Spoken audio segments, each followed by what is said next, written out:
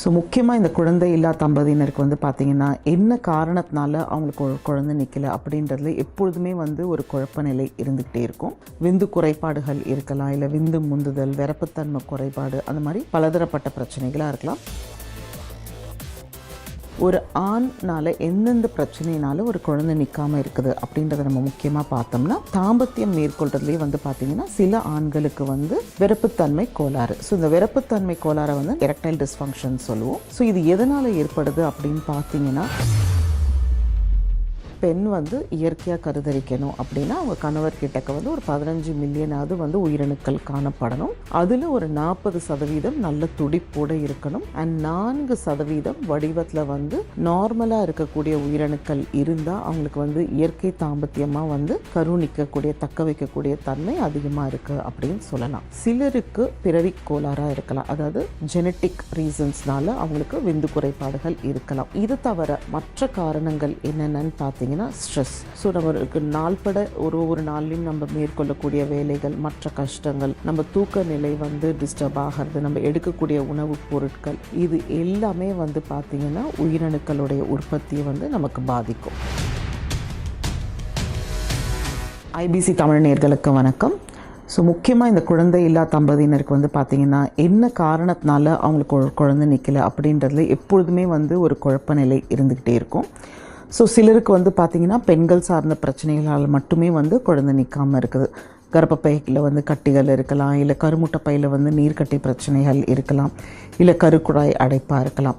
சிலருக்கு வந்து ஆண்கள் சம்மந்தப்பட்ட பிரச்சனையாக இருக்கலாம். ஆண்கள் சம்மந்தப்பட்ட பிரச்சனைன்னும் போது விந்து குறைபாடுகள் இருக்கலாம், இல்லை விந்து முந்துதல், விரப்புத்தன்மை குறைபாடு, அந்த மாதிரி பலதரப்பட்ட பிரச்சனைகளாக இருக்கலாம். சிலர் தம்பதியினருக்கு 2 ஆண் பெண் 2 பேருடைய பிரச்சனைகளும் இணைந்தும் காணப்படும். ஸோ இந்த வகையில் வந்து பார்த்திங்கன்னா ஒரு ஆண்னால் எந்தெந்த பிரச்சனையினால ஒரு குழந்தை நிற்காமல் இருக்குது அப்படின்றத நம்ம முக்கியமாக பார்த்தோம்னா, தாம்பத்தியம் மேற்கொள்றதுலேயே வந்து பார்த்திங்கன்னா சில ஆண்களுக்கு வந்து சில கஷ்டங்கள் ஏற்படும். ஏன் ஏற்படுது அப்படின்னு பார்த்தீங்கன்னா, விரப்புத்தன்மை கோளாறு. ஸோ இந்த விரப்புத்தன்மை கோளாறை வந்து நாங்கள் எரெக்ஷன் டிஃபிகல்ட்டின்னு சொல்லுவோம், எரெக்டைல் டிஸ்ஃபங்க்ஷன் சொல்லுவோம். ஸோ இது எதனால் ஏற்படுது அப்படின்னு பார்த்தீங்கன்னா, 80% இந்த விரப்புத்தன்மை கோளாறு வந்து அவங்களுடைய மனநிலை சம்மந்தப்பட்டது. இப்போது ஒரு சிலருக்கு வந்து பார்த்திங்கன்னா திருமணமாகி 3 வருஷம் 4 வருஷ காலகட்டம் ஆகிருக்கும். நிறைய மருத்துவமனைகளுக்கு போயிருப்பாங்க, சிகிச்சை மேற்கொண்டுட்ருப்பாங்க. ஸோ அந்த டைமில் வந்து அவங்களுக்கு சிகிச்சை கொடுக்கக்கூடிய மருத்துவர்கள் வந்து அன்னைக்கு வந்து கருமுட்டை வெளியிடப்படுது அப்படின்றதுனால அன்னைக்கு வந்து அவங்கள தாம்பத்தியம் மேற்கொள்ள சொல்லுவாங்க. ஸோ இது வந்து ஒரு கட்டாயத்தின் பேரில் வந்து அவங்க தாம்பத்தியம் மேற்கொள்ளணும் அப்படின்னு சொல்லும் பொழுது அன்னைக்கு தாம்பத்தியம் மேற்கொள்கிறதுன்றது அந்த ஆணுக்கு வந்து ஒரு கஷ்டமான ஒரு சூழ்நிலை ஆகிடுது. ஸோ இந்த மாதிரி நிபந்தனைகளுக்கு உட்பட்டு ஒரு தாம்பத்தியம் மேற்கொள்ளணும் அப்படின்னும்போது அவங்களுக்கு ஒரு செயல் முடியாது அப்படின்னு வரும்போது தான் இதை வந்து எரெக்டைல் டிஸ்ஃபங்க்ஷன் அப்படின்னு சொல்லுவோம். ரொம்ப குறைவு 20% காரணங்களே வந்து ஒரு உள்பிரச்சனை காரணமாக வந்து அவங்களுக்கு விரப்புத்தன்மை கோளாறாக இருக்குது. ஸோ முக்கால்வாசி ஆண்களுக்கு இந்த மாதிரி பிரச்சனை உள்ளவங்களுக்கு வந்து ஒரு சிம்பிள் கவுன்சிலிங் மட்டுமே போதும். ஸோ கவுன்சிலிங் கொடுத்துட்டு அவங்கள வந்து கொஞ்சம் கம்ஃபர்டபுளாக நம்ம வந்து விட்டோம்னாலே அவங்களுக்கு வந்து இந்த விரப்புத்தன்மை கோளாறுலேருந்து வெளியே வந்துட முடியும். இதுக்கு அடுத்து வந்து பார்த்திங்கன்னா விந்து சம்மந்தப்பட்ட கோளாறுகள் அப்படின்னு சொல்லும்போது, ஒன்று எண்ணிக்கையில் விந்தணுக்கள் குறைவாக இருக்கலாம், இல்லை துடிப்பில் குறைவாக இருக்கலாம், இல்லை வடிவத்தில் கோளாறுகள் இருக்கலாம். ஸோ எண்ணிக்கையில் அப்படின்னு சொல்லும்போது நம்ம எல்லாருமே ஃபாலோ பண்ணுறது வந்து பார்த்திங்கன்னா WHO கிளாசிஃபிகேஷன், உலக சுகாதார நிலை சொல்கிறது பிரகாரம் வந்து பார்த்திங்கன்னா குறைஞ்சது 15 மில்லியன் உயிரணுக்கள் இருக்கணும். ஒரு பெண் வந்து இயற்கையாக கருதரிக்கணும் அப்படின்னா அவங்க கணவர்கிட்டக்க வந்து ஒரு 15 மில்லியனாவது வந்து உயிரணுக்கள் காணப்படணும். அதில் ஒரு 40% நல்ல துடிப்போடு இருக்கணும். அண்ட் 4% வடிவத்தில் வந்து நார்மலாக இருக்கக்கூடிய உயிரணுக்கள் இருந்தால் அவங்களுக்கு வந்து இயற்கை தாம்பத்தியமாக வந்து கருணிக்கக்கூடிய தக்க வைக்கக்கூடிய தன்மை அதிகமாக இருக்குது அப்படின்னு சொல்லலாம். ஸோ இதுக்கு வந்து என்னென்ன மாறுபட்ட காரணங்கள்னால இவங்களுக்கு விந்து கோளாறுகள் காணப்படுது அப்படின்னு பார்த்தோம்னா, சிலருக்கு பிறவி கோளாறாக இருக்கலாம், அதாவது ஜெனட்டிக் ரீசன்ஸ்னால அவங்களுக்கு விந்து குறைபாடுகள் இருக்கலாம். ஜெனட்டிக்ன்றது குரோமோசோம் அப்படின்னு சொல்லுவோம், இல்லை கேரியோடைப்பிங் அப்படின்னு சொல்லுவோம். ஒரு ஆணாகப்பட்டவங்களுக்கு வந்து 46XY அப்படின்றது ஒரு அடிப்படை குரோமோசோம். ஸோ இதில் ஏதாவது கோளாறுகள் ஏற்படும் பொழுது அவங்களுக்கு வந்து விந்தில் வந்து மாற்றங்கள் ஏற்படுது எண்ணிக்கையில். ஸோ அதுக்கு அடுத்து வந்து பார்த்திங்கன்னா ஒய் குரோமோசோம் டெலிஷன் அப்படின்னு சொல்லுவோம். இந்த ஒய் குரோமோசோம் ஆகப்பட்டது காணப்பட வேண்டியது ரொம்ப அவசியம். ஸோ அவங்களுடைய மரபணுக்களில் இந்த ஒய் குரோமோசோம் காணப்படலை அப்படின்ற ஒரு நிலையில் வந்து இவங்க வந்து உயிரணுக்கள் உற்பத்தியே இல்லை அப்படின்ற நிலைக்கு தள்ளப்படுறாங்க. அதாவது ஏசோஸ்பெர்மியா அப்படின்ற நிலைக்கு ஏற்படுறாங்க. இந்த ஏசோஸ்பெர்மியாலே வந்து பார்த்திங்கன்னா ஏசோஸ்பெர்மியா நாங்கள் எதை சொல்லுவோம்னா உயிரணுக்களே இல்லை அப்படின்னும் போது ஏசோஸ்பெர்மியானுவோம். இதுலேயே வந்து கொஞ்சம் நம்ம வந்து சென்ட்ரிஃபியூஜ் பண்ணி அந்த பெல்லட்லேருந்து பார்க்கும்போது ஸ்பெர்ம்ஸ் இருந்ததுன்னா அது கிரிப்டோசோஸ்பெர்மியான்னு சொல்லுவோம். அதாவது ஏதாவது 1-2 உயிரணுக்கள் மட்டும் காணப்படுறது. ஸோ இது தவிர மற்ற காரணங்கள் என்னென்னு பார்த்தீங்கன்னா ஸ்ட்ரெஸ். ஸோ நம்மளுக்கு நாள்பட ஒரு நாள்லையும் நம்ம மேற்கொள்ளக்கூடிய வேலைகள், மற்ற கஷ்டங்கள், நம்ம தூக்க நிலை வந்து டிஸ்டர்ப் ஆகிறது, நம்ம எடுக்கக்கூடிய உணவுப் பொருட்கள், இது எல்லாமே வந்து பார்த்திங்கன்னா உயிரணுக்களுடைய உற்பத்தியை வந்து நமக்கு பாதிக்கும். ஸோ இந்த மாதிரி லைஃப் ஸ்டைல் மாடிஃபிகேஷன் நம்ம வந்து நம்மளுடைய தூக்கம் ஒரு நாளைக்கு 7 மணி நேரத்துலேருந்து 8 மணி நேரம் போதுமான அளவுக்கு இருக்கிற மாதிரி நம்ம பார்த்துக்கணும். எடுக்கக்கூடிய உணவுப் பொருட்கள் நல்ல ஆரோக்கியமான உணவுப் பொருட்களாக இருக்கணும். ஸோ இந்த மாதிரி நம்ம எடுத்துகிட்டு இப்போது நாங்கள் வந்து பார்த்திங்கன்னா ஆன்டி ஆக்சிடென்ட் தெரப்பி கொடுக்குறோம். ஸோ இந்த ஆன்டி ஆக்சிடென்ட் தெரப்பி கொடுக்கறதுனால இருக்கக்கூடிய உயிரணுக்களுடைய எண்ணிக்கை, தரம், விறுவிறுப்பு எல்லாமே வந்து தரம் உயரப்படுகிறது. ஸோ இதுக்கப்புறம் வந்து பார்த்திங்கன்னா அவங்களுக்கு வந்து சில இன்ஃபெக்ஷன்ஸ்னாலேயும் வந்து உயிரணுக்களுடைய எண்ணிக்கை குறையுது. மெயினாக வந்து வைரல் இன்ஃபெக்ஷன்ஸ். அவங்க குழந்தையாக இருக்கும்போது அவங்களுக்கு வந்து அம்மை போட்டிருக்கலாம். ஸோ இதனால் வந்து நாள்பட வளரும்போது பின்னிட்டு உயிரணுக்களுடைய குறைபாடுகளோடு அவங்க காணப்படுறாங்க. ஸோ இது இல்லாமல் வந்து பார்த்திங்கன்னா மற்றும் சில வேறுபட்ட காரணங்கள், வெரிகோசீல் அப்படின்னு சொல்லுவோம். அதாவது